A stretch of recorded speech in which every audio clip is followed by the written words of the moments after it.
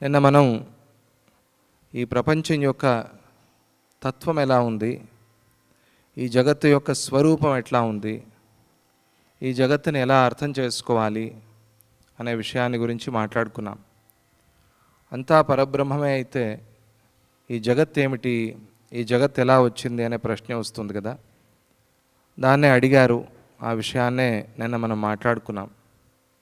ఈ ప్రపంచాన్ని ఎలా తెలుసుకోవాలి, ఎలా అర్థం చేసుకోవాలి అని చెప్తూ మన శరీర రచన ఎలా ఉంది అంటే, ఈ శరీరంలో ఉన్న ఇంద్రియాలన్నీ కూడా ఇప్పుడు బయట విషయాల మీదకే ప్రవర్తిస్తూ ఉంటాయి. దీన్ని కొద్దిగా అంతర్ముఖం చేసి ఆ పరబ్రహ్మని గురించి సద్గురు కృపతో ఎవరైతే భావన చేస్తారో వారికి ఈ తత్వం అర్థమవుతుంది. అంటే అభ్యాసము, సాధన అనేది చాలా ముఖ్యమని చెప్పారు. చెబుతూ నేనేమి పెద్ద కష్టమైన పని ఏం చెప్పలేదు నీకు, చాలా తేలిక, చాలా సులభమైందే చెప్పాను. బయటికి పోయే వాటిని కొద్దిగా మనస్సులో కట్టడి చేయి, కళ్ళు మూసుకుని కాసేపు కూర్చో, సాధన చేయని కదా చెప్పాను. ఇదే చాలా పెద్దది అంటే ఎలా నువ్వు సాధిస్తావు? ఇదే పెద్దది అన్న పక్షంలో ప్రాణాలని కూడా ఒక గడ్డిపోత్సలాగా త్యాగం చేసిన మహానుభావులు, వాళ్ళ కథ ఏం చెప్పాలి? ప్రాణాలనే చాలా అల్పంగా త్యాగం చేశారు వాళ్ళు. అటువంటి మహానుభావులు ఉన్నప్పుడు మనం ఈ చిన్న సాధన చేయలేము అని అనొచ్చా? అలా అనరాదు. సాధన చేయాలి, అభ్యాసం చేయాలి అని చెప్తూ ఆ ఉపదేశాన్ని చేసి ఇంకొక అద్భుతమైన విషయాన్ని మనకి చెప్పారు. ఈ విపరీతమైన ఈ వ్యామోహాన్ని తగ్గించుకుని నీ మనస్సులో నువ్వు ఆ పరబ్రహ్మని గురించి ఆలోచన చేస్తూ గడిచిన దాని గురించి, వెళ్ళిపోయిన దాని గురించి, జారిపోయిన దాని గురించి, వ్యర్థమైపోయిన దాని గురించి, నువ్వు పోగొట్టుకున్న దాని గురించి ఆలోచన చేయకుండా, ఏడుస్తూ కూర్చోకుండా ఏమన్నారు అంటే, త్యజన్ నష్టంచ తిష్టభోహో. నష్టమైపోయింది, పోయింది, దాన్ని విడిచేసేయి. నష్టమైపోయిన దాని గురించి పట్టుకుని ఏం చేస్తావు? కింద చల్లిపోయింది, చేతిలో పట్టుకున్నావు, అది ఒలికిపోయింది. నీ చేతిలో ఉన్న ఆ పాలు ఒలికిపోయాయి. ఒలికిపోయిన పాలని వదిలిపెట్టేయి, మళ్ళీ దాన్ని తీసుకోవాలని ప్రయత్నం చేయొద్దు. ఇది కర్ణుడి విషయంలో ఒక కథ చమత్కారంగా చెప్తారు. కర్ణుడు అనేక శాపాల్ని పొందాడు, అనేక కారణాలు దానికి. ఎందుకు అలా శాపాలు కలిగాయి కర్ణుడికి అంటే ఆ కథ అంతా మనం తెలుసుకోవాల్సి వస్తుంది. అటువంటి శాపాల్లో ఒకానొక సందర్భంలో చాలా వేగంగా వెళ్తూ ఉంటాడు. అలా వెళ్తూ ఉంటే ఒక చిన్న పిల్ల, ఒక చిన్న పాప చేతిలో ఒక గిన్నె పట్టుకుని వస్తూ ఉంటుంది. ఈ కర్ణుడి రభసకి, వేగానికి ఆ చిన్న పాపకు తగిలి ఆ చేతిలో ఉన్న పాత్రలో ఉన్న నెయ్యి అంతా ఒలికిపోతుంది. ఆ పాప ఏడవటం మొదలు పెడుతుంది. ఎందుకమ్మా ఏడుస్తున్నావు అంటే, నా నెయ్యి ఒలికిపోయింది, అందుకే ఏడుస్తున్నాను. అరే, ఈ మాత్రం దానికి ఎందుకు ఏడుస్తావు? నేను రాజుని, నీకు ఆ నెయ్యి అమ్మే కొట్టు, ఆ కొట్టే ఇప్పించేస్తాను, నీకు ఎన్ని కిలోలు కావాలో అన్ని కిలోలు తీసుకెళ్ళు అంటాడు. లేదు నాకు ఆ నెయ్యే కావాలి అంటుంది. అమ్మ, ఒకసారి ఒలికిపోయిన నెయ్యి ఎవరు ఇవ్వలేరు, భూమిలో పడిపోతే పడిపోయినట్టే, దాన్ని ఎవరు తీయలేరు. నాకు తెలియదు, మా అమ్మ తిడుతుంది, నాకు ఆ నెయ్యే కావాలి. ఆ నెయ్యి ఎలా వస్తుందమ్మా? రాదు. నాకు తెలియదు ఏం చేస్తారో, మొత్తానికి ఆ నెయ్యి కావాలి. సరే, అయితే అప్పుడు ఏం చేశాడు కర్ణుడు? ఆ భూమిని తీసుకున్నాడు. చాలా బలవంతుడు కర్ణుడు కదా. ఆ భూమిని తీసుకుని దాన్ని పిండాడు. ఆ భూమిని పిండితే ఆ నెయ్యి వచ్చింది. మనం పిండితే వస్తుందా? ఏమీ రాదు. ఆ పిండగానే నెయ్యి వచ్చింది. చాలా బాగుంది, సంతోషం. ఆ పిల్ల చాలా ఆనందించింది. అబ్బా, నా నెయ్యి నాకు దొరికింది. చిన్నపిల్ల కదా, తెలియదు, వెళ్ళిపోయింది. అప్పుడు ఆ సందర్భంలో భూమాత శాపం కర్ణుడికి తగిలింది. ఇదేమిటి విచిత్రం? భూమాత ఎందుకు శపించాలి అంటే, ఒలికిపోయిన దాన్ని మళ్ళీ పట్టుకోకూడదు. అలాగే వేగంగా నడుస్తూ వెనక ముందు చూసుకోకుండా వెళితే ఎవరికో తగిలి వాళ్ళ వస్తువు నష్టమైపోతుంది. అలాగే కర్ణుడు చూసుకోకుండా పరిగెత్తుతున్నాడు. ఆ రభసులో, ఆ వేగంలో ఆ పాపకు తగిలి నెయ్యి అంతా ఒలికిపోయింది. ఆ ఒలికిపోయిన నెయ్యే కావాలి అని పట్టుబట్టింది. కర్ణుడు మళ్ళీ అదే పిండాడు. అదే పిండేపటికి భూమాత శపించింది, భూమాత శాపం తగిలింది అని. అంటే మనం సినిమాల్లో, సీరియల్లో ఎలా చూపిస్తారు అంటే, మహాభారతం వచ్చింది కదా, భూమాత వచ్చి శపించినట్టుగా ఒక చమత్కారంగా చూపిస్తారు. మనకు అర్థం కావాలి కదా. అంటే భూమాత వచ్చిందా, కర్ణుడి ముందు కనిపించిందా అనేది ప్రశ్నే కాదు ఇక్కడ. భూమాత శాపం తగిలింది అంటే ఏమిటి? ఎవరైతే ఒలికిపోయిన దాని గురించి ఆలోచిస్తూ ఉంటారో వారికి శాపం తగులుతుంది. శాపం అంటే ఏమిటి? అంటే మన అభివృద్ధి కుంటుపడటం, అది శాపం అంటే. మనం పైకి వెళ్ళవలసిన వాళ్ళం, అది కుంటుపడింది, మన ఎదుగుదలలో కుంటుపడింది. మనం ఎంతగా ఎదగాలో అంత ఎదగలేకపోతున్నాం, అది శాపం. ఈ శాపం ఎవరికి తగులుతుంది? గడిచిపోయిన దాని గురించే శోచిస్తూ కూర్చున్న వాళ్ళకి శాపం తగులుతుంది. ఇది ఈ మాట, ఈ భావం వేరే ఇతర గ్రంథాల్లో చెప్తారు, అక్కడ చెప్పరు. ఒలికిపోయిన దాని గురించి బాధపడే వారికి శాపం తగులుతుంది అని. శాపం అంటే ఏమిటి? మన అదే ఎదుగుదలకి కుంటుపడటం, అదే తగిలింది. ఇదే మాట లక్ష్మణస్వామి శ్రీరాముడికి చెప్తాడు, శ్రీరాముడు సుగ్రీవుడికి చెప్తాడు రామాయణంలో. ప్రతిరోజు మన సద్గురుదేవులు మనకు చెప్తూనే ఉన్నారు, గడిచిన దాని గురించి చింత చేయొద్దు, అయిపోయింది, వదిలేసే. కొంతమంది ఏదో వియోగం కలిగి సంవత్సరాల తడబడి ఏడుస్తూ ఉంటారు. అలా ఏడవకూడదు. ప్రేమ ఉంటుంది సహజమే, కానీ ఏడుస్తూ అసలు కదలకుండా ఉండిపోతారు కొంతమంది. ప్రేమగా వారిని ప్రతిరోజు గుర్తు చేసుకోవటం, వారి పేరు మీద అన్నదానం చేయటం, ఇవన్నీ చాలా మంచి పనులు. కానీ ఏడుస్తూ అసలు మనం ఒక అడుగు కూడా ముందుకు వేయకుండా ఉండటం అనేది అది పొరపాటు, అది తప్పు. అలా చేయరాదు. అందుకనే త్యజన్ నష్టంచ తిష్టభోహో, నష్టం, అది నష్టం అయిపోయింది, దాన్ని త్యజన్, దాన్ని విడిచిపెడుతూ ఉండు. వెళ్ళిపోయిన దాన్ని విడిచిపెడుతూ ఉండు, వెళ్ళిపోయిన దాని గురించి చింతిస్తూ ఉండద్దు. ఒక ఇంగ్లీష్ కవి ఈ మధ్య ఎక్కడో చదివాను, చాలా బాగుంది అనిపించింది. It is said that the present is pregnant with the future. అద్భుతమైన మాట అది. Present is the pregnant with the future. Present అంటే వర్తమానం. ఈ వర్తమానము గర్భిణీ స్త్రీ గర్భంతో ఉంది. ఈ వర్తమానం అనే ఈ స్త్రీ ఏ గర్భాన్ని ధరించింది అంటే భవిష్యత్ అనే గర్భాన్ని ధరించింది. భవిష్యత్ అనే గర్భంతో ఉన్నది ఈ ప్రజెంట్, ఈ వర్తమానం. అంటే ఎవరైతే ఈ వర్తమానాన్ని గుర్తిస్తారో వారికి ఫ్యూచర్ బాగుంటుంది అని కదా అభిప్రాయం. దీన్ని ఆధ్యాత్మికంగా మనం తిప్పి చూసినప్పుడు, సామాజికంగా సరే చాలా పెద్ద సందేశమే అది.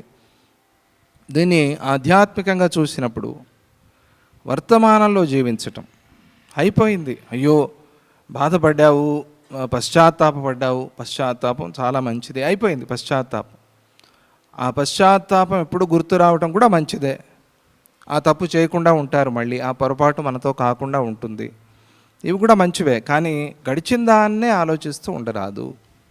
అది ఇక్కడ యోగ వాసిష్టంలో వశిష్ఠుల వారు చెప్పారు.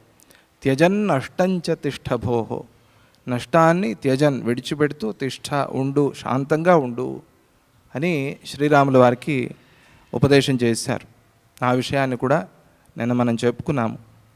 ఇక నేను చెప్పినట్టుగా సాధన చేస్తే, ఓ శ్రీరామ, యథా కరతలే బిల్వం యథా వా పర్వతః పురః ప్రత్యక్షమేవ తస్యాలం అజత్వం పరమాత్మనః, ఇలా ఉండగలిగితే, ఒక విధానం చెప్పారు కదా, ఇలా ఉండగలిగితే, ఈ సాధన చేస్తే, ఈ మార్గంలో నడిచినట్టయితే ఏమవుతుంది అంటే, ఈ సాధన చేసినప్పుడు అరచేతిలో ఉన్న బిల్వ ఫలంలాగా, అంటే ఎక్కడికో పోవాల్సిన పని లేదు.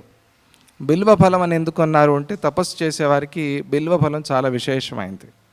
అటు హరిద్వారు, కాశీ, ఇంకా పైన వెళ్తే బదరి, కేదార్, అక్కడ చాలా విపరీతమైన చలిగా ఉంటుంది. చలిగా ఉంది అని వాళ్ళు కాఫీ టీలు తాగలేరు మనలాగా, ఇంకా వేరేవి అసలైతే తాగలేరు వాళ్ళు. అందుకని ఏం చేస్తారు అంటే బిల్వ ఫలం తింటారు. బిల్వ ఫలాన్ని శ్రీఫలం అని పిలుస్తారు, తెలుసు కదా. బిల్వ వృక్షం లక్ష్మీ వృక్షం, శివుడికి చాలా ఇష్టం, మహావిష్ణువుకి చాలా ఇష్టం, త్రిమూర్తి అంశ, దత్తాత్రేయ స్వామి అంశ చాలా ఉన్నాయనుకోండి. దైవికంగా ఆలోచించినప్పుడు ఆ బిల్వ ఫలం, చేతిలో ఉన్న బిల్వ ఫలాన్ని విడిచిపెట్టి ఎక్కడికో ఎందుకు పరిగెత్తుతావు? సాధారణంగా కరతలామలకము అంటారు, విన్నారు కదా, హస్తామలకము అంటారు. అంటే చేతిలోనే ఉసిరికాయ ఉన్నప్పుడు ఇంకొక డాక్టర్ దగ్గరికి పరిగెత్తాల్సిన పని ఏముంది అని. అంటే రోజు కొద్దిగా ఉసిరికాయ తినటం చాలా మంచిది. వారంలో ఒకరోజు మాత్రం ఉసిరికాయ తినకూడదు. ఎప్పుడది? ఆదివారం. ఆదివారం ఉసిరికాయ తినకూడదు. ఇది ఒక నియమం. ఎందుకలా తినకూడదు అంటే మనకు సైన్స్ అర్థం కాదు కదా. అందుకనే సూర్యుడికి ఉసిరికాయకి శత్రుత్వం, ఆయనకి ఉసిరికాయ అంటే నచ్చదు. అందుకనే ఆదివారం రోజు ఉసిరికాయ ముట్టకూడదు, చూడరాదు. ఏంటది, ఆదివారం రోజు ఉసిరికాయ తిన్నవాడికి వచ్చిన పాపం నీకు వస్తుంది అంటారు. ఇరికే భయపెట్టడం అది. ఏంటి, వాడు ఏదైనా తినచ్చు కావాలంటే, కానీ ఆ రోజు ఉసిరికాయ ముట్టకూడదు అని. వారంలో ప్రతిరోజు తింటూ ఉంటే మనలో ఆమ్లం పెరిగిపోయి దానికి జీర్ణకోశానికి ఇబ్బంది అవుతుంది.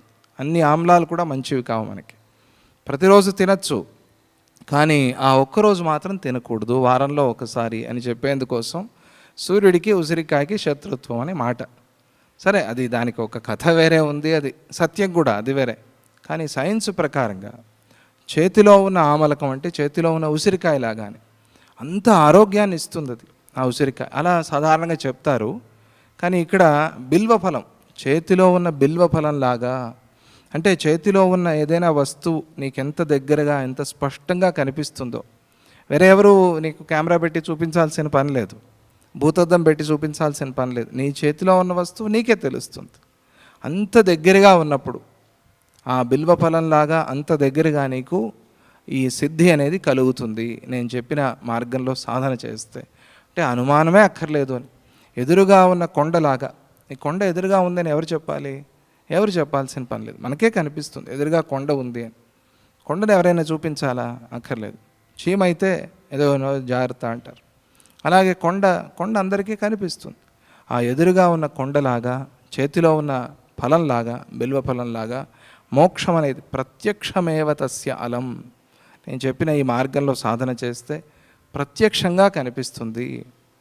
అజత్వం పరమాత్మనః, ఆ పరమాత్మ అజుడు. అజుడు అంటే జరా మరణాలు లేనివాడు, జనన మరణాలు లేనివాడు, పుట్టనివాడు అని అర్థం. అజ అంటే, ఈ అజ అనే మాట చాలాసార్లు వస్తుంది మనకి, స్తోత్రాల్లో వస్తుంది, పురాణ కథల్లో వస్తుంది, అలాగే వేదశాస్త్రాల్లో వస్తుంది అజ అనే మాట. స్వామిజీ వారి కీర్తనలో అజ అనే మాట మనం వింటాము. అజం నిర్వికల్పం నిరాకారమేకం. అజ అనే పదం చాలా విశేషమైంది, చాలా గొప్ప మాట అది. అజ అంటే పుట్టనివాడు అని. ఎవరు పుట్టనివాడు? ఎవరు మరణించలేదో వాడు పుట్టనివాడు. మరణించాడు అంటే పుట్టాడనే కదా అర్థం. అంటే జనన మరణాలు లేనివాడు అని. ఒకే మాటలో రెండు అర్థాలు వచ్చాయి అక్కడ. అజ అంటే పుట్టనివాడు, అజ అంటే మరణం లేనివాడు అని. అందుకనే చాలా విశేషమైన మాట అది అజ. బ్రహ్మగారిని అంటే చతుర్ముఖ బ్రహ్మని కూడా అజ అని పిలుస్తారు. పరమాత్మకి అజ అని పేరు, అజుడు ఆయన. అంటే జనన మరణాలు లేనివాడు. అది మనం భావన చేయాలి. ఆయనకి జనన మరణాలు లేవు, పుట్టటము గిట్టటము అనేవి ఆయనకి లేవు. ఈ భావన నిరంతరంగా చేస్తూ ఉండాలి పరమాత్మ విషయంలో. లేదా ఆయన కూడా మనలాగే పుడతాడు, మనలాగే పోతాడు అంటే ఆయన మీద మనకి ఆ శ్రద్ధ కలగదు, ఆయన తత్వాన్ని మనం తెలుసుకోలేం. అందుకనే కొన్ని మాటలు ఉన్నాయి, ఆ మాటల్ని నిరంతరంగా స్మరణ చేస్తూ ఉండాలి. వాటిలో అజ అనే పదం ఒకటి చాలా అద్భుతమైంది. ఈ వికారాలు ఏవీ లేనటువంటి ఆయన తత్వం, పరమాత్మనః అజత్వం, ఆ పరమాత్మ యొక్క ఈ గొప్ప లక్షణం ఏదైతే ఉందో ఇది మనకి స్పష్టంగా తెలుస్తుంది ఈ సాధన చేసినప్పుడు. ఎంత స్పష్టం అంటే చేతిలో ఉన్న బిల్వంలాగా, ఎదురుగా ఉన్న కొండలాగా అంత స్పష్టంగా తెలుస్తుంది.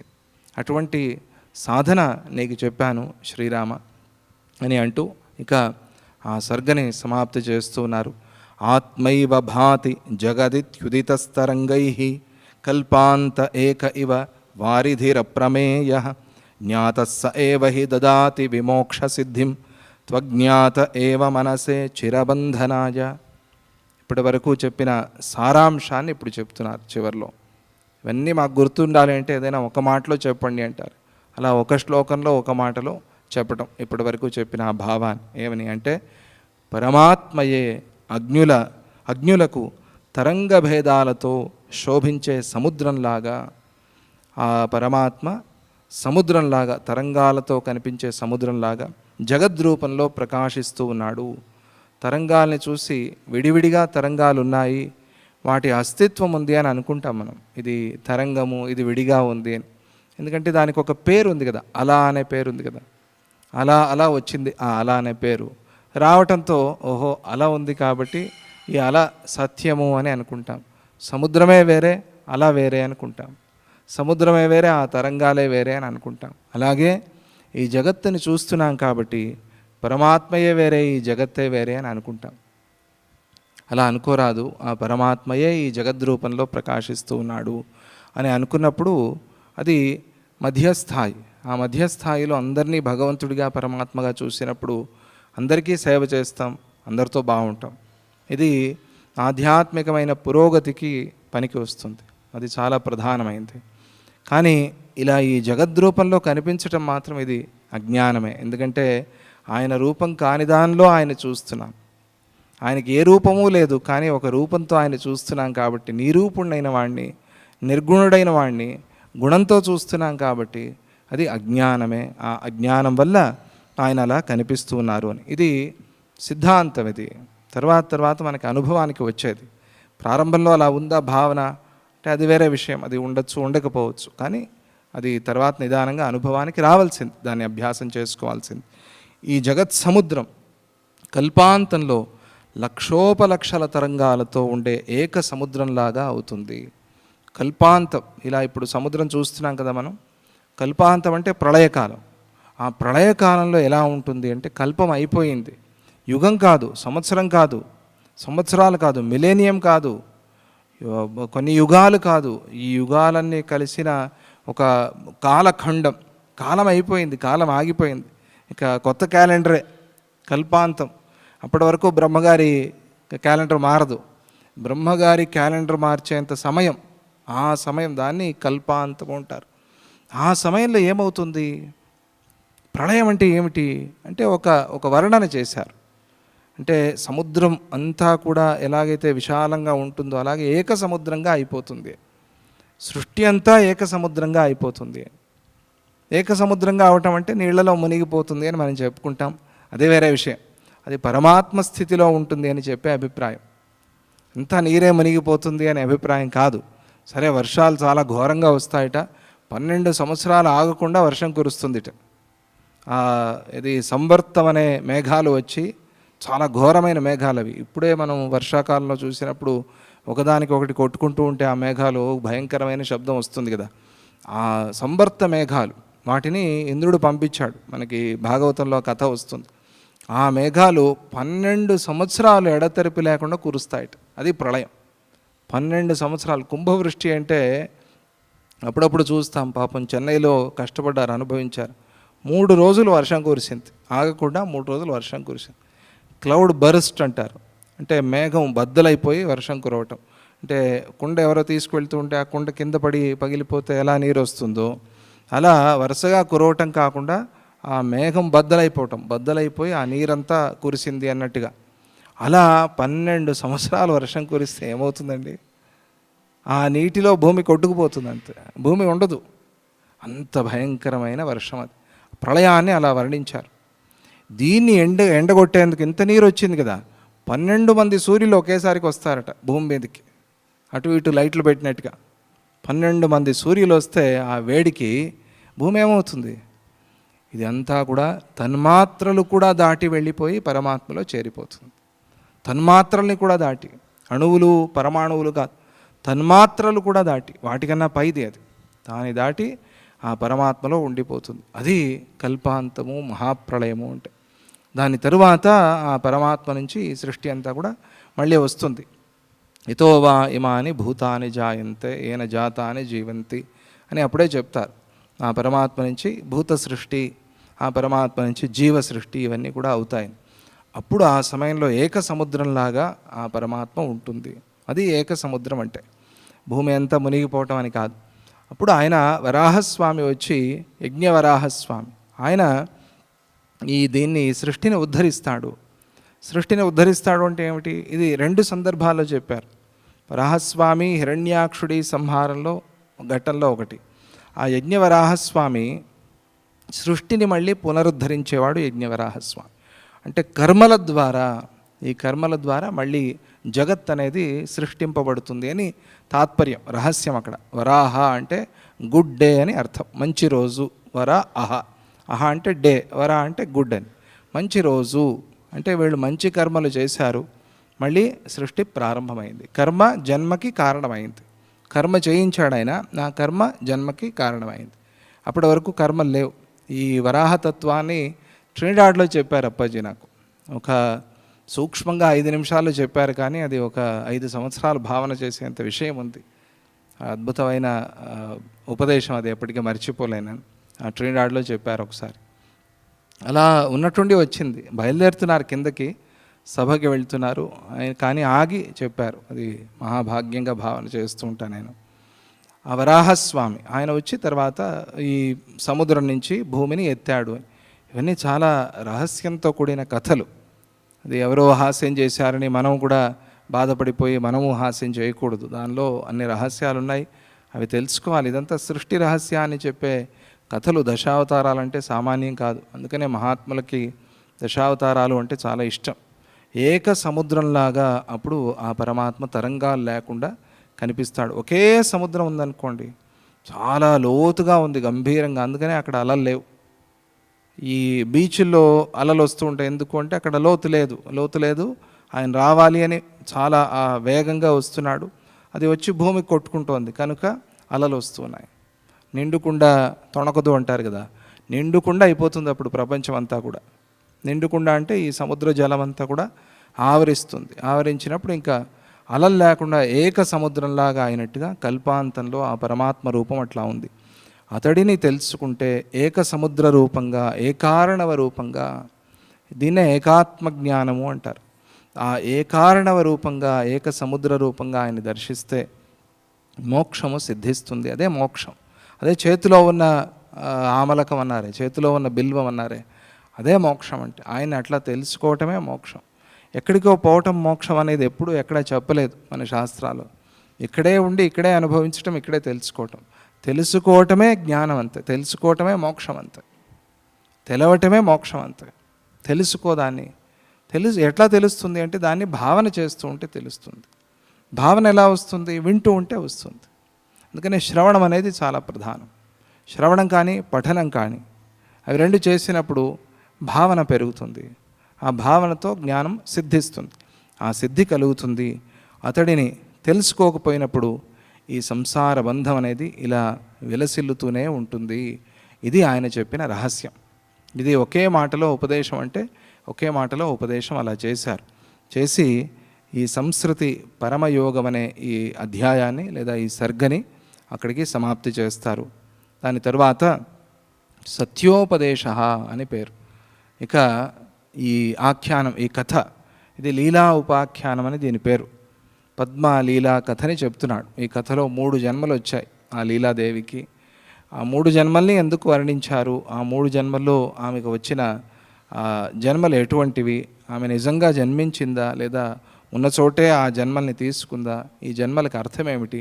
ఇవన్నీ కూడా చెప్పారు. ఇక దాన్ని సమాప్తి చేస్తూ సత్యోపదేశ, సత్యాన్ని అంటే సారాంశాన్ని మనకి తెలపటం. ఆ ఘట్టం 67వ సర్గ. ఇందులో ప్రారంభిస్తూ ముందు శ్రీరాముడి ప్రశ్న. ఆయన చాలా గొప్ప శిష్యుడు శ్రీరాముడు లాంటి శిష్యుడు, వశిష్ఠుడు లాంటి గురువు.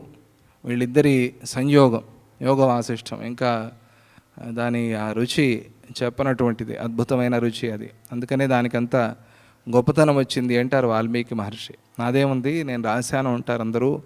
కానీ అటువంటి గురువు, అటువంటి శిష్యుడు, వారిద్దరి సంవాదం అదే చాలు. అందులో ఒక ప్రశ్న, ఒక భావన అర్థమైనా కూడా మనకి మొత్తం శాస్త్రం అంతా తెలుస్తుంది. అటువంటి అద్భుతమైన గురు శిష్య సంవాదం అది.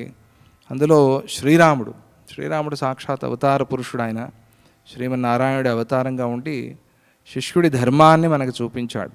శిష్యుడు ఎలా ఉండాలి అని, ఆ వినయాన్ని, విధేయతని, ప్రశ్నించే విధానాన్ని. ప్రశ్న బాగా తెలియాలి మనకి. సమాధానం కావాలి అంటే ప్రశ్నలో క్లారిటీ ఉండాలి. ఏమి ప్రశ్న వేయాలి, మనకున్న అసలు ప్రశ్న ఏమిటి? చాలామందికి ప్రశ్న ఏమిటి అనే తెలియదు. ఏవో కొత్తగా పుడుతూ ఉంటాయి. కానీ ఇవన్నిటినీ సంగ్రహించి ఒక చోటికి చేర్చి అసలు ప్రశ్న ఏమిటి, నా ప్రశ్న ఏమిటి తాపత్రయం నాది అనే దాన్ని బాగా ఆలోచన చేయాలి. చేసి అలా చిలికి వెన్న తీసినట్టుగా అప్పుడు అసలైన ప్రశ్న బయటికి వస్తుంది. ఆ అసలైన ప్రశ్నని గురువు ముందు ఉంచితే ఆయన అన్నిటికీ సమాధానం చెప్తారు. అందులో అన్ని సమాధానాలు వస్తాయి.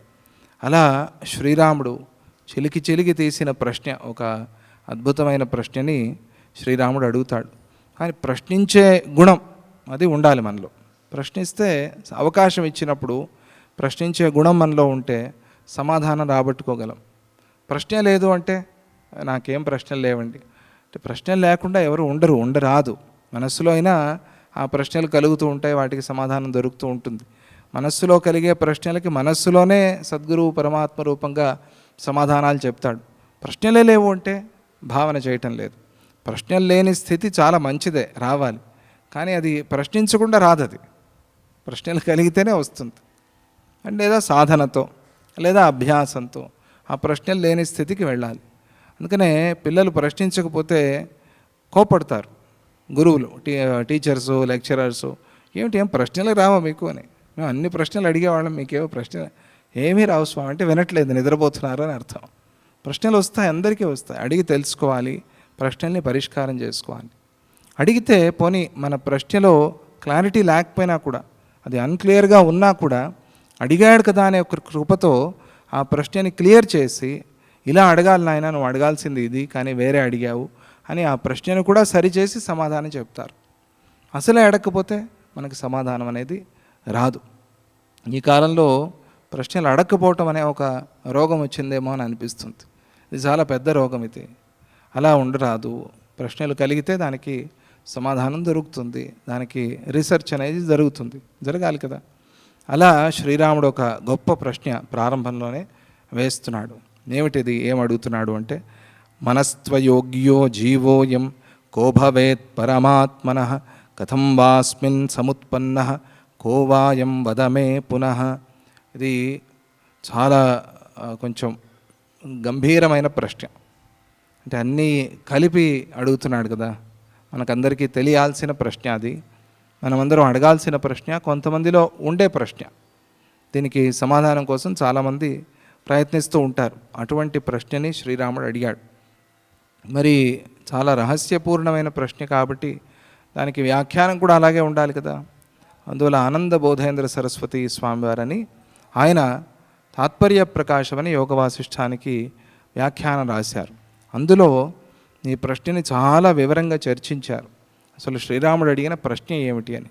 ముందు దాని అర్థం తెలుసుకుందాము. శ్రీరాముడి ప్రశ్న ఏమిటి అంటే, చిత్త ఉపాధితో కూడుకున్న జీవుడికి పరమాత్మతో సంబంధం ఏమిటి? మనకి పరమాత్మకి ఉన్న సంబంధం ఏమిటి? ఈ జీవుడికి పరమాత్మకి ఉన్న సంబంధం ఏమిటి? ఇది మీరు చెప్పారు ఈ విషయాన్ని. జీవుడు అనేవాడు లేడు, ఉన్నది పరమాత్మే అని చెప్పారు. జీవ ఉత్పత్తి అనేది ఒక భ్రాంతి వల్ల, నేను విడిపోయాను, నేను అనే అహంకారం రావటంతో జీవ ఉత్పత్తి అయింది అని మీరు చెప్పారు. చిత్తం అంటే ఈ మనస్సంకల్పమే జీవుడయ్యాడు అని మీరు చెప్పారు. కానీ వీళ్ళ సంబంధం ఏమిటి? వీడైతే విడిపోయి ఉన్నాడు కదా ఇప్పుడు ప్రస్తుతానికి. కొడుకునే తండ్రి అంటారు. తండ్రి కొడుకులకి, ఆ కూతురికి తండ్రికి ఎటువంటి వ్యత్యాసము లేదు. తల్లి తండ్రియే మళ్ళీ ఆ రూపంలో పుట్టారు అని చెప్తారు. ఇది వాళ్ళకు కూడా అటువంటి భావన ఉంటుంది. తల్లి తండ్రికి అటువంటి భావన ఉంటుంది, పిల్లలకి అటువంటి భావన ఉంటుంది అనుకుందాం. కానీ వేరే వేరేగా కనిపిస్తున్నారు కదా. 2 శరీరాలు, 2 పేర్లు, ఇలా వేరే వేరేగా కనిపిస్తున్నారు కదా. అప్పుడు అడుగుతాం ఏమిటి సంబంధం అని. వీళ్ళిద్దరికీ ఏమిటి సంబంధం అని అడుగుతాం కదా. అలాగే మీరు చెప్పారు పరమాత్మ ఈ జీవుడు ఒకటే అని. కానీ వేరే వేరే అని ఈ జీవుడు అనుకుంటున్నాడు కదా. పరమాత్మ ఆయన ఏమీ అనుకోడు, ఆయనకి ఏ వికల్పాలు లేవు, ఆయన ఎప్పుడూ శుద్ధంగా ఉంటాడు. కానీ జీవుడైతే అనుకుంటూ ఉన్నాడు కదా. ఈ జీవుడు అనుకునే ఈ జీవుడికి ఆ పరమాత్మకి సంబంధం ఏమిటి? ఏ సంబంధంతో వీళ్ళని అర్థం చేసుకోవాలి. చాలా సంబంధాలు ఉన్నాయి ప్రపంచంలో. మనం మామూలుగా మాట్లాడుకునే సంబంధాలు కూడా చాలా ఉన్నాయి కదా. ఏదో మామ కోడలు సంబంధము, అత్త అల్లుడు సంబంధము, ఏవో రకరకాలుగా సంబంధాలు, అమ్మ నాన్న సంబంధము, లేకపోతే పిల్లలకి జనక సంబంధము, ఇవన్నీ చాలా రకాలుగా సంబంధాలు ఉన్నాయి ప్రపంచంలో. అలా ఏ సంబంధంతో వీళ్ళని అర్థం చేసుకోవాలి? ఈ జీవుణ్ణి పరమాత్మని ఏ సంబంధంతో అర్థం చేసుకోవాలి? వీళ్ళిద్దరికీ ఉన్న సంబంధం ఏమిటి అంటే, పరమాత్మ నుండి జీవుడు పుట్టాడు అనే అభిప్రాయంలో శ్రీరాముడు అడుగుతున్నాడు. ఇప్పటివరకు చెప్పింది అది కాదు. ఆయన నుంచి పుట్టాడు అని కాదు, ఆయనే తానై ఉండాలి, తానై ఉన్నాడు. కానీ వేరనుకున్నాడు. వేరనుకోవటంతో ఏ సంబంధము రాదు. సంబంధం వస్తుందా వేరనుకోవటంతో? వేరైతేనే సంబంధం వస్తుంది. ఇది శ్రీరాముడికి తెలుసు, కానీ మన కోసం అడుగుతున్నాడు అనుకుందాం మనం. ఆ సంబంధం ఏమిటి? ఈ జీవుడు ఎవరు? జీవ ఉత్పత్తి, మనం ఈ ప్రపంచం ఎలా వచ్చింది అని అడుగుతాం కదా, అది కాదు అడగాల్సింది. ఈ జీవుడు ఎలా వచ్చాడు? ఈ జీవుడు ఎవరు? ఈ జీవుడికి ఆయనకి ఉన్న సంబంధం ఏమిటి? ఇతడు పరమాత్మలో ఎలా ఉద్భవించాడు? వికారాలే లేని పరమాత్మలో ఈ జీవుడు ఎలా ఉద్భవించాడు? ఇది ఎలా సాధ్యమైంది? ఈ విషయాన్ని నాకు మళ్ళీ చెప్పండి. వదమే పునః. నాకు అర్థమైంది, కానీ మళ్ళీ అడుగుతున్నాను. ఎందుకు అంటే పూర్తిగా అర్థం కాలేదు, లేదా ఈ విషయంలో ఇంకా ఇంకా ఎక్కువగా వింటే బాగా మా భావన దృఢమవుతుంది మనస్సులో. ఎన్ని పునఃపునః వినాలి, మళ్ళీ మళ్ళీ వినాలి అని చెప్తారు. చెప్పింది ఎన్నిసార్లు చెప్తారండి అంటే, చెప్పిందే చెప్పే దోషం లేదు శాస్త్రంలో, అది ఆధ్యాత్మికంలో అసలే లేదు. చెప్తూనే ఉంటారు. నిన్న చదివిన మంత్రం ఈరోజు మళ్ళీ చదువుతామా లేదా? ఏమండి ప్రతిరోజు అదే మంత్రమా, వేరే మంత్రం చదువుతాం? ప్రతిరోజు అదే అన్నమా, వేరే తిందామని ఎవరికి అనిపిస్తుంది అనుకోండి, అది వేరే విషయం. కానీ ఆహారం ప్రతిరోజు ఆహారమేనా అండి? ఎందుకు ఆహారం అని ఎవరు అనుకోరు. స్వామిజీ ఎప్పుడు అంటారే, ప్రతిరోజు ఊపిరాడతాం, ఈరోజు ఎందుకు ఊపిరాడాలి అని ఎవరు అనుకోరు. అమ్మో ఊపిరి అందట్లేదు అని కంగారు పడతారు. కానీ ఆధ్యాత్మికంలో మాత్రం ఎన్నిసార్లు చెప్తారండి? మీకు అర్థమైందా?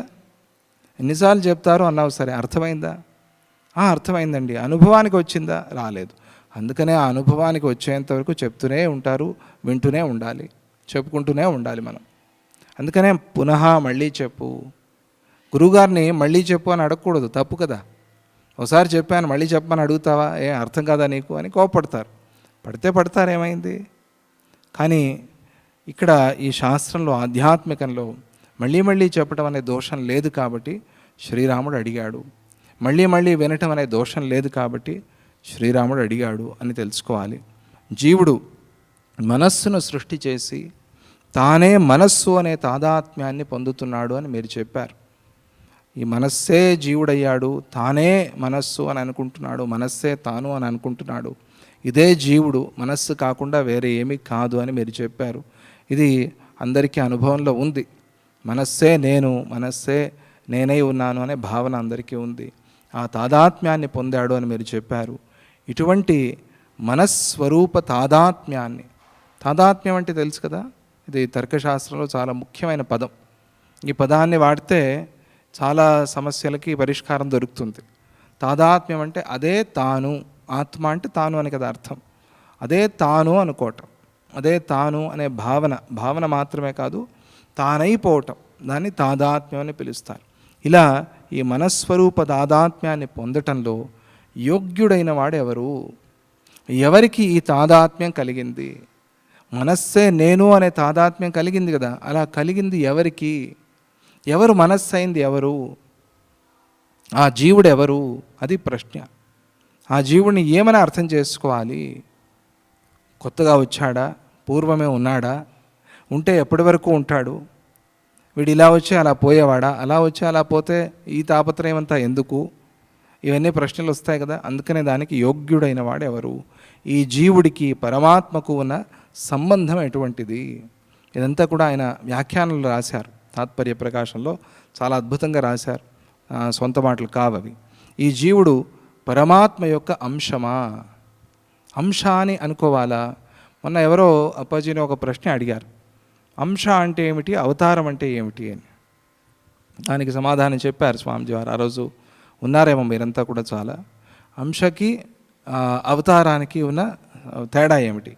పూర్ణావతారం అంటారు కదా, అవతారంలోనే మళ్ళీ పూర్ణావతారం అంటారు. అర్ధావతారం అయినా ఏమైనా ఉందా అండి? నాకు తెలియదు. ఎలా లేదు అలా. కానీ పూర్ణావతారం అనే మాట ఎందుకు వాడతారు అంటే మనకి దగ్గరది, మనకి సులభంగా అర్థమవుతుంది. చాలామందికి కృష్ణుడు అంటే ఇష్టం, చాలామందికి రాముడు అంటే ఇష్టం, ఇంకా కొంతమందికి పరశురాముడు అంటే ఇష్టం. ఇలా ఆ ఇష్టాన్ని బట్టి, అంతేగాని ఇది పూర్ణావతారం అది పూర్ణావతారం కాదు, అది అర్ధావతారం అనే ప్రశ్న కాదు అక్కడ. అలా అర్థం చేసుకోకూడదు, అది తప్పది. అంతా పూర్ణమే. కానీ ఒక ముక్కని ఖండించి పెడితే, ఒక పుచ్చకాయ ఉందనుకోండి, దాని నుంచి ఒక ముక్క ఖండించి పెడితే అది అంశ. అందులోనూ పుచ్చకాయ ఉంది, ఇందులో ఉన్న రుచి దానిలోనూ ఉంది. లేదు పూర్తిగా పుచ్చకాయ తీసి పెట్టారనుకోండి, అది పూర్ణావతారం అని అర్థం చేసుకోండి అని చాలా సులభంగా చెప్పారు మన సమాధానంలో పూజ్య స్వామిజీ వారు. ఇక్కడ అంశ, ఈ జీవుడు పరమాత్మలో అంశ ఏమిటి, ఎలా అర్థం చేసుకోవాలి? లేదా అతడు పరమాత్మ యొక్క కార్యమా? కార్యం అంటే ఏమిటి? ఒక తయారైన పని. మనం ఒక కారణంతో ఒక పని చేస్తాం, అది తయారైన వస్తువు. ఆ పరమాత్మ నుంచి పుట్టినవాడా, పరమాత్మ నుంచి వచ్చినవాడా ఈ జీవుడు అంటే? పరమాత్మ యొక్క కార్యమా వీడు, లేదా పరమాత్మయే జీవుడా? ఈ జీవుడిని పరమాత్మ అనాలా? పూర్తిగా ఆయనే ఇలా వచ్చాడు అనాలా? అంటే అది అక్కడే అవతారము, అంశ అనే మాటలన్నీ కూడా అక్కడే వస్తాయి. పరమాత్మయే జీవుడు అనే పక్షంలో అలాగే చెప్దాము అని అనుకుందాం. ఆయన ఎలా పుట్టాడు? ఆయనకి పుట్టుక లేదు కదా. వేదాలు, గురువులు అలాగే చెప్తున్నారు కదా.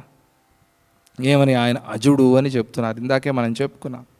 మరి జనన మరణాలు లేనివాడు ఎలా పుట్టాడు? ఆయనకి పుట్టుక ఉంది అనేది ఎలా చెప్పేది? మనం అలా చెప్పకూడదు కదా. ఇది వేద విరుద్ధమైన మాట అవుతుంది కదా. వేద విరుద్ధమైన మాట మాట్లాడకూడదు. ఎందుకు అంటే వేదంలో సిద్ధాంతం ఉంది కాబట్టి. వేదానికి విరుద్ధంగా ఎందుకు మాట్లాడకూడదు అంటే మాట్లాడి మనం ఆ మాటని సమర్థించలేం. వేద విరుద్ధమైన మాటని సమర్థించలేం. ఎందుకంటే వేదం అంత పకడ్బందీగా ఉంది. వేదంలో లేని విజ్ఞానం లేదు, వేదంలో లేని జ్ఞానం లేదు, వేదంలో లేని తర్కం లేదు, వేదంలో లేని శాస్త్రం లేదు, వేదంలో లేని కథలు లేవు. ఎవరో అడిగారు వేదంలో ప్రజాస్వామ్యం, డెమోక్రసీ గురించి ఉందా అని. దాని గురించే ఈసారి భక్తిమాల్లో రాయాలనిపించింది, దాని గురించే వచ్చింది ఈసారి భక్తిమాల్లో. స్వామిజీ నన్ను చెప్పారు కదా భక్తిమాలు చూడండి అని. ఉంది. ఎలా ఉంది అంటే సూక్ష్మంగా ఉంది. దాన్ని మనం బయటికి తీసి అర్థం చేసుకోవాలి. లేని విషయం లేదు వేదంలో. వేదా ప్రమాణం మనకి అంత. ఇది ఉందా ఇప్పుడు ఈ జరిగేది? ఇది ఉందా అండి? ఉంది. ఈ స్మార్ట్ ఫోన్లు ఉన్నాయండి? ఉన్నాయండి. ఈ ఫ్లైట్స్ ఉన్నాయండి. ఎలా ఉన్నాయి అంటే డైరెక్ట్గా శాంసంగ్, యాపిల్ అని ఉండదు వేదంలో. ఉంటుందా అండి? ఉండదు. ఇవన్నీ దాని వికారాలు. అన్ని విషయాలు ఉన్నాయి. ఈ విషయం లేదు అనే ప్రశ్న లేదు వేదంలో. అన్నీ ఉన్నాయి. ఓకే, మీకు అర్థమయ్యేందు కోసం తమాషగా చెప్పింది అంతే. అలా మనం వేదం గురించి మాట్లాడుకోకూడదు, అది తప్పది. కానీ ఈ కాలంలో పిల్లలకి అలా చెప్పాలి. అలా చెప్తేనే అర్థమవుతుంది. అందుకోసం వేద విరుద్ధంగా మాట్లాడి సమర్థించలేం కాబట్టి వాగ్వాదం, వితండవాదం దానికి ఎవరు ఏం చెప్పలేరు. నేను ఇంతే, నేను అన్నదే అని అంటే మరి నేను పట్టిన కుందేలుకి 3 కాళ్ళు అంటే సంతోషం. అయితే 3 కాళ్ళు ఉన్నాయనుకో అంతే, దానికి ఏం చెప్పలేం మనం. అటువంటి వాళ్ళకి సమాధానం లేదు. అది కాదు, మనం పూర్తిగా కూలంకషంగా చర్చ చేసి ఎవరైతే సమాధానం, సిద్ధాంతం తెలుసుకోవాలి అనుకుంటారో అటువంటి వాళ్ళ విషయం అనుకుందాం. అక్కడ ఆయన ఎలా పుట్టాడు? ఆయన పరిణామంతో పుట్టాడా లేకపోతే వివర్తంగా పుట్టాడా? పరిణామం, వివర్తం అంటే ఏమిటి అని పూర్వం మనం చెప్పుకున్నాము. దాన్ని మళ్ళీ ఇక్కడ చర్చ చేయాల్సిన పని లేదు. పరిణామంతో పుట్టాడు అని చెప్తే కొన్ని ఇబ్బందులు ఉన్నాయి. ఏమిటి ఆ ఇబ్బందులు అంటే, పరిణామం అనిత్యం కనుక. పరిణామం అంటే మార్పు. ఆ మార్పు అనేది అనిత్యం. మారింది అలా, ఆ మార్పు అలాగే ఉంటుందా? అది ఇంకో రకంగా మారుతుంది. అది అనిత్యం కనుక జీవుడు కూడా అనిత్యుడే అని చెప్పవలసి వస్తుంది. ఇది ఎవరు ఒప్పుకోరు ప్రపంచంలో. ఏమండి అనిత్యం అని ఒప్పుకుంటారా ఎవరైనా? జీవుడు నేను అనిత్యం అని ఎవరైనా అనుకుంటారా? నేను 1000 ఏళ్ళు ఉంటాను అనే ప్రతి ఒక్కడు అనుకుంటాడు. ఉండకపోయినా కూడా నేను 1000 ఏళ్ళు ఉంటాను, అందుకనే ఇదంతా నేను చేసుకోవాలి, ఇదంతా సంపాదించాలి అని కదా అనుకుంటారు. మరి అజ్ఞానంతోనే ఈ భావనలో ఉంటే మనము జీవుడు అనిత్యుడు అని ఎలా అంటాం? జీవుడు అనిత్యుడు అనాల్సి వస్తుంది పరిణామం అయితే కనుక. అందువల్ల ఆ ఇబ్బంది ఉంది. పరిణామాలు మారిపోతూ ఉంటాయి కనుక పరిణామం ఎప్పుడూ ఒకే రకంగా ఉండేది కాదు. బీజమే మొలకగా వచ్చింది, ఆ మొలక వృక్షం అయిపోతుంది, ఆ వృక్షం అట్లా అట్లా క్రమంగా ఎండిపోతుంది. ఈ పరిణామం అనేది ఇలా మారిపోతూ ఉంటుంది కనుక పరిణామం అనేది అనిత్యం, అది శాశ్వతమైంది కాదది. చివరకు పరిణామం అలాగే నశించిపోతుంది కనుక పరిణామాన్ని అనిత్యము అని తేల్చారు. ఇది అందరికీ తెలిసిందే. మార్పు అనేది అనిత్యం, అది ఎప్పుడైనా మారిపోతుంది. వివర్తంగా జీవుడు జన్మించాడు అంటే కనుక వివర్తము బాధించబడుతుంది. వివర్తంగా జన్మించాడని చెప్దాం, అలా చెప్పకూడదండి. ఎందుకంటే వివర్తం అనేది బాధించబడుతుంది. జీవుడికి కూడా బాధ్యత్వ ప్రసక్తి వస్తుంది. బాధ్యత్వ ప్రసక్తి అంటే నశించిపోతాడు, ఎగిరిపోతాడు. ఇది ఎవరు అంగీకరించే మాట కాదు. అందువల్ల వివర్తం అని కూడా చెప్పలేం. లేదా అసలు జీవుడు పుట్టనే లేదు అని చెప్దాం, ఇది ఒక వాదం. జీవుడు అసలు పుట్టనే లేదండి అని, ఇది ఎవరు ఒప్పుకునేది కాదు. ఇది కొంతమంది ఈ వాదాన్ని చేసేవాళ్ళు ఉన్నారు, అందరూ కాదు. ఇది సాధారణంగా ఎవరు అనే మాట కాదు. ఇది కొంతమంది మాత్రం జీవుడికి అసలు పుట్టుకే లేదు, పుట్టనే లేదు అందాం. అంటే ఏమవుతుంది అని అంటే ఆ పక్షంలో భోక్తకే ఆ సిద్ధత్వం వస్తుంది. అయితే ఈ ప్రపంచాన్ని అనుభవిస్తుంది ఎవరు? ఇది నాకు అనుభవానికి వస్తోంది అని అంటున్నాడే జీవుడు. ఇది ఎవరికి అనుభవం? ఇది ఎవరికి రావాలి? ఇది ఈ కష్ట సుఖాలు, దుఃఖాలు, నష్టాలు, కష్టాలు, ఇవన్నీ, ఈ సుఖాలు, ఇవన్నీ ఎవరికి? ఎవరు అనుభవిస్తున్నది ఎవరు? అందుకనే ఈ ప్రశ్న కూడా వస్తుంది. కాబట్టి జీవుడు పుట్టనే లేదు అని అనలేము, పరబ్రహ్మయే భోక్త అని కూడా చెప్పలేము. ఆయనే అనుభవిస్తున్నాడండి ఇవన్నీ. ఎందుకని అంటే వేదంలో చాలా స్పష్టంగా ఆ పరబ్రహ్మకి క్షుత్పిపాసలు లేవు అని చెప్పారు. ఆకలి దప్పికలు లేవు, ఆయనకి అనుభవించవలసింది లేదు, ఆయనకి ఇది తీరలేదు ఈ కోరిక, ఇటువంటి అతృప్తితో ఆయన ఉన్నాడు అని చెప్పేందుకు లేదు. ఆయన నిత్యతృప్తుడు, ఆయన కృతకృత్యుడు, ఆయన కృతార్థుడు. ఇవన్నీ మనకి వేదంలో కనిపిస్తున్నాయి. ఆయన కూడా మనలాగే వెంపర్లాడేవాడైతే, మనలాగానే అతృప్తిగా ఉండేవాడైతే పరబ్రహ్మ పరమాత్మ ఎందుకు అవుతాడు? వేదాలు చెప్తున్నాయి ఆయన నిత్యతృప్తుడు అని చెప్తున్నాయి. ఆయన ప్రకాశమే ఆయనగా ఉన్నాడు అని మహాత్ములందరూ అలాగే కీర్తించారు. ఆయన ప్రకాశస్వరూపంగా వెలుగే తానై ఉన్నాడు పరమాత్మ. అటువంటి ఆయన విషయంలో ఆయన భోక్త అని చెప్పలేం. ఎవరు భోక్త? ఆకలి వేస్తే కదా భోక్త అయ్యేది. నువ్వు ఆకలి వేయకుండా తింటామా? ఇప్పుడే భోజనం చేశాను మళ్ళీ పెట్టండి, బకాసురుడే అనాలి అంతే. బకాసురుడు కూడా అలా అనడు, భోజనం చేయగానే పడుకుంటాడు వాడు కూడా. కానీ భోక్త అనేది ఎవరు? ఎవరికైతే తృప్తి లేదో వాడే భోక్త. కానీ పరమాత్మ నిత్యతృప్తుడు, ఆయన్ని భోక్త అనలేం. ఇది చర్చ. ఈ చర్చలో ఎందుకంటే ఆయనకి ఆకలి దప్పికలు లేవు కనుక, ఈ విషయాన్ని వేదం స్పష్టంగా చెప్పింది కనుక ఆయన్ని భోక్త అనలేం. బ్రహ్మ కన్నా భిన్నమైన భోక్త ఉన్నాడు అంటే ఆ భోక్త ఎవరు అనే ప్రశ్న వస్తుంది. లేదండి, పరబ్రహ్మ కన్నా భిన్నంగా ఉన్నవాడు ఒకడు భోక్త ఉన్నాడు, వాడు అనుభవిస్తున్నాడు ఇవన్నీ కూడా అని చెప్తే ఆ భోక్త ఎవరు అనే ప్రశ్న వస్తుంది. ఆయన బ్రహ్మకి సజాతీయుడా విజాతీయుడా అనే ప్రశ్న వస్తుంది. ఆయన లాంటి వాడేనా లేకపోతే వేరేవాడా?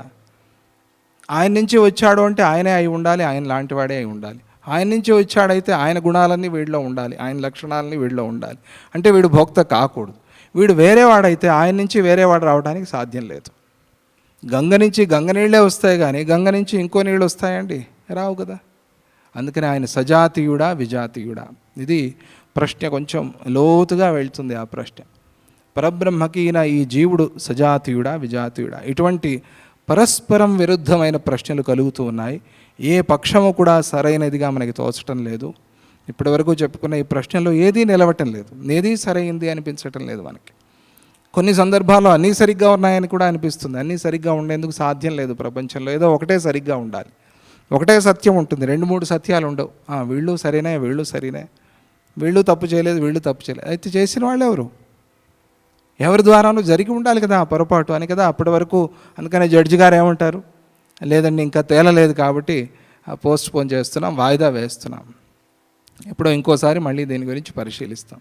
అసలు తప్పే జరగలేదు అని రాయరు కదా జడ్జి గారు. అలాగే అన్ని పక్షాలు బాగున్నట్టుగా కనిపిస్తూ ఉంటే దీనికి సమాధానం ఏమిటి?